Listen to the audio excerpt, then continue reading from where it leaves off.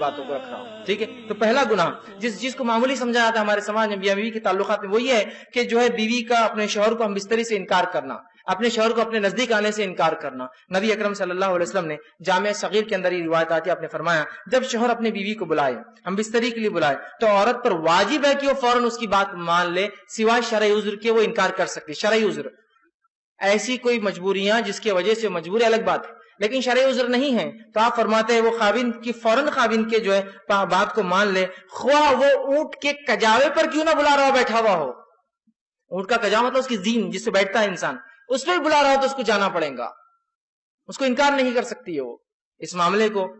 خواتین جو بیویاں ہیں جو اپنے شوہر کا حق دینا چاہتی اس بات کو یہ مد نظر رکھے، اس لیے کہ جب اس معاملے میں رسول اللہ فرما رہے کوتاہی ہوتی ہے نا، شریعت نے کیوں اہمیت دی اس بات کو، اس میں کوتاہی ہوتی ہے تو انسان پھر دوسری جگہ خواہشات پوری کرنے کی کوشش کرتا ہے، پھر وہ برداشت نہیں ہوتا ہے عورت کو،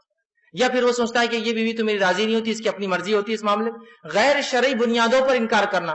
یوں ہی انکار کرنا یا اپنی ضد پر آ جانا، یہ بہت سنگین جرم ہے. دوسری روایت میں آپ صلی اللہ علیہ وسلم صحیح بخاری کی روایت آپ نے فرمایا جب شوہر اپنی بیوی کو ہم بستری کے لیے بلائے اور بیوی انکار کر دے اور شوہر اپنی بیوی سے ناراضگی کی حالت میں سو جائے تو ساری رات، اور اگر وہ سوتا رہے ساری رات اگر ناراض رہے تو اس عورت پر صبح تک کے لیے فرشتے لعنت بھیجتے رہتے ہیں، فرشتے بد دعائیں بھیجتے رہتے ہیں جو عورت اس طرح سے کرے. ٹھیک. دوسری چیز جو میاں